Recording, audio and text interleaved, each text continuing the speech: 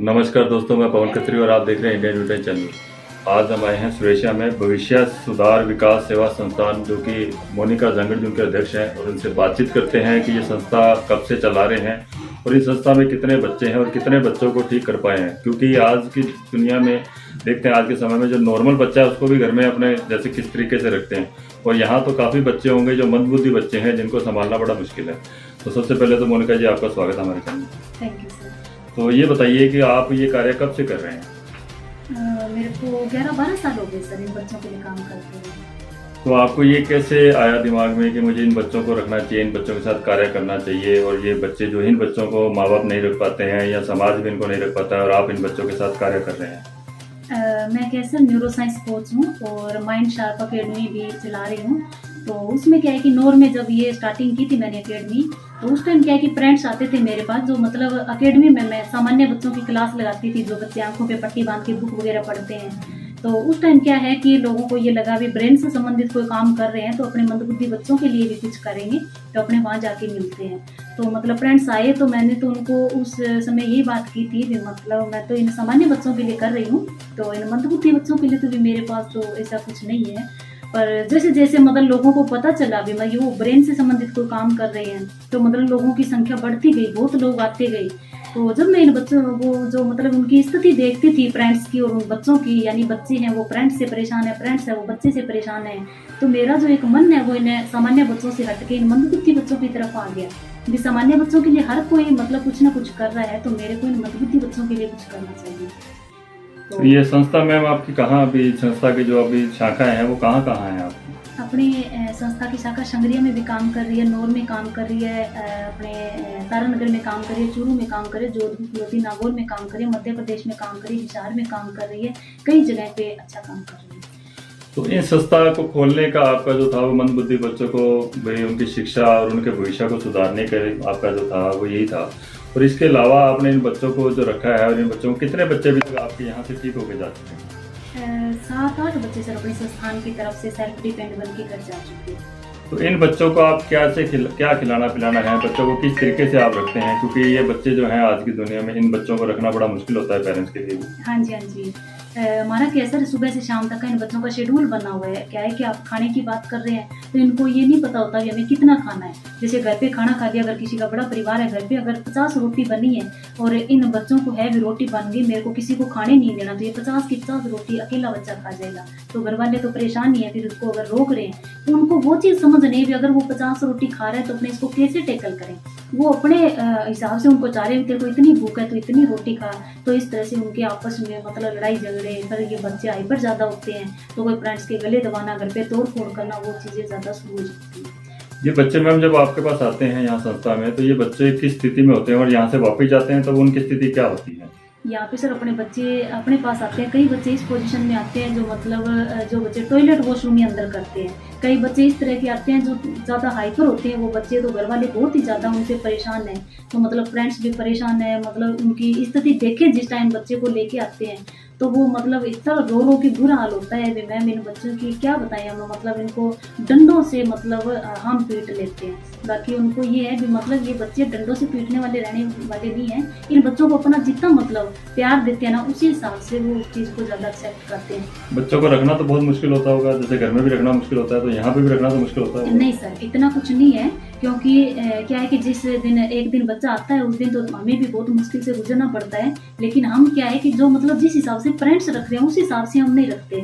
हम बच्चा क्या चाह रहे हैं, घर पे फ्रेंड्स चाह रहे हैं, हम क्या चाह रहे हैं बच्चा वो करे, और हम यहाँ पे ये चाह रहे हैं बच्चा क्या चाह रहा है, उस हिसाब से मतलब हम बच्चे को क्या है कि मैं बता रही थी भी न्यूरो साइंस कोच हूँ, तो हम इनकी भी मतलब फिंगरप्रिंट लेके दिमाग की रिपोर्ट जनरेट कर लेते हैं। जैसे अपने दिमाग के 10 पार्ट होते हैं, अगर इन बच्चों के 9 पार्ट काम नहीं कर रहे तो इनको लोग तो मंदबुद्धि बोलेंगे, लेकिन अगर इस बच्चे का 1 पार्ट काम कर रहा है तो हमारे लिए वो बच्चा बहुत ही ग्रेटफुल है। हम मतलब उसी जो उसका 1 पार्ट काम कर रहा है उसी लाइन में उसको डाल देते हैं। तो इन बच्चों को आप खाने में पीने में किस तरह से जैसे रखते हैं? जैसे घर में रहते हैं बच्चे तो घर में तो वो चीज़ें नहीं मिल पाती है, तो आप इनको किस तरह से देते हैं? तो एक्सरसाइज का आपका टाइमिंग क्या होता है, शिक्षा का टाइमिंग क्या होता है? जो बच्चे आपसे ठीक होकर जाते हैं वो बच्चे आगे क्या करते हैं, भविष्य में जाके वो क्या कर सकते हैं? सुबह से शाम तक का सर हमारा शेड्यूल रहता है। सुबह 6 बजे हम बच्चों को जगाते हैं, उसके बाद में उनका ब्रश हो गया, बच्चों का नाश्ता हो गया, उसके बाद में 2 घंटे तक मतलब इन बच्चों को सुबह हम 7 बजे से लेकर 9 बजे तक इन बच्चों के नाक में दम रखते हैं, जिसमें बच्चों का योग हो गया, एक्सरसाइज हो गई, तो वो चीज़ मतलब मेडिटेशन हो गया।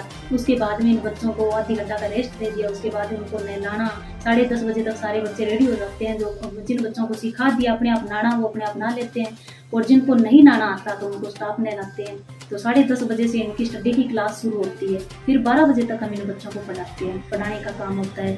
12:15 बजे इन बच्चों का खाने का टाइम होता है। 1 बजे खाना खुना करके ये फ्री हो जाते हैं। 1 बजे से लेकर 4 बजे तक इन बच्चों को हम फ्री छोड़ देते हैं। अपनी मर्जी से वो क्या करना चाहे, आपस में थोड़ी बहुत शरारत करे, कोई खेलना चाहे, कोई सोना चाहे, कोई नाचना कूदना, कुछ भी चाहे, अपनी मर्जी से वो कुछ भी करे। हम 4 बजे तक उनको खुला छोड़ते हैं। उसके बाद में फिर 4:30 तक उनका नाश्ता हो जाता है। 5 बजे फिर इनकी क्लास शुरू होती है स्टडी की। तो 5 बजे से लेकर 7 बजे तक हम इन बच्चों को मतलब कोई पढ़ना चाह रहा है उनको पढ़ा दिया, कोई डांस में अच्छा उनको डांस करवा रहे हैं, कोई किसी को पैसे गिनने सिखा रहे हैं, काउंटिंग करनी सिखा रहे हैं, किसी को सिंगिंग सिखा रहे हैं। तो फिर 5 से 7 बजे तक हमारी ये क्लास रहती है। कौन सा बच्चा किस चीज़ के अंदर सक्सेस हो रहा है उसी हिसाब से उनको लिखते हैं कि इसकी क्लास लेते हैं। जो आपने 7-8 बच्चे में तैयार करके भेजे हैं, वो बच्चे आजकल क्या कर रहे हैं? वो बच्चे जिन अपने ये डबड़ी गांव से है बच्चा, अपने यहाँ मानगढ़ के पास में ही है। तो वो बच्चा अपने पास आया था उस टाइम, मतलब ये था कि गलियों में कहीं पे भाग गया, या आज हम यहाँ से पकड़ के लाए, आज यहाँ से पकड़ के लाए हैं, किसी ने छेड़ दिया उसको पत्थर मारना, वो मारना।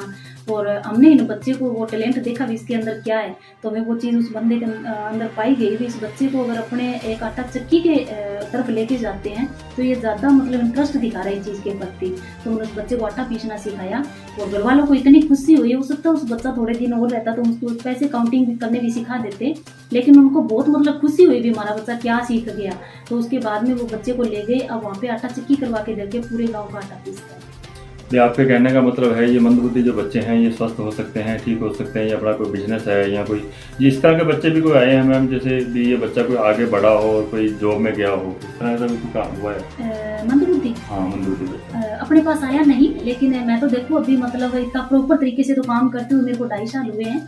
लेकिन जो लोग मेरे से संपर्क कर रहे हैं, जो मतलब लड़कियां जो बोल नहीं सकती, सुन नहीं सकती या देख नहीं सकती, तो उन बच्चियों की डिटेल सब वो मेरे पास आ रखी है। जहाँ भी मतलब इनकी गवर्नमेंट जॉब में इधर उधर कहाँ भी कहीं पे भी अगर इनकी डिटेल्स मांगी जाती है तो मैं उनको वहाँ तक जरूर पहुँचाती हूँ। जैसे बरवाड़ी की कोई सुमन नाम की लड़की है जो बोल नहीं सकती, सुन नहीं सकती, और अपने मार्केट के अंदर ही कोई ऑफिस के अंदर मतलब आवश्यकता थी, ये मतलब हम इसको जॉब लगाना चाह रहे हैं, जो बच्ची बोल और सुन नहीं सकती, तो उस बच्ची को यहाँ पे इंटरव्यू दिलवाई कर इसका। तो आपको घर में भी मुश्किलें आई होंगी इस तरह के, जैसे इन बच्चों के संभाला है आपने, 2.5 साल हो गया आपको, 13 साल से इस तरह कार्य कर रहे हैं, तो परिवार भी, आपकी फैमिली, आपके भी बच्चे हैं, आपके हस्बैंड भी हैं, आपके परिवार है पूरा, तो उनके साथ भी आपको कोई रिश्ते खराब हुए होंगे, क्योंकि आज इन बच्चों को टाइम दे रहे हैं तो परिवार में आप टाइम नहीं दे रहे हैं। बिल्कुल सर, इन बच्चों को देखो संभालना आप वैसे मुश्किल नहीं बोल सकते, लेकिन उनके पास रहना बहुत ज़रूरी होता है। भी बच्चे किस टाइम कौन सा बच्चा हाइपर हो जाए, कोई चीज़ देखी तो बहुत सावधानी रखनी पड़ती है। उनके सामने कोई नुकीली चीज़ नहीं रख सकते, कोई ऐसी चीज़ नहीं रख सकते जो बच्चे को उठा के अगर फेंक दे तो सामने वाले बच्चे को नुकसान हो जाए।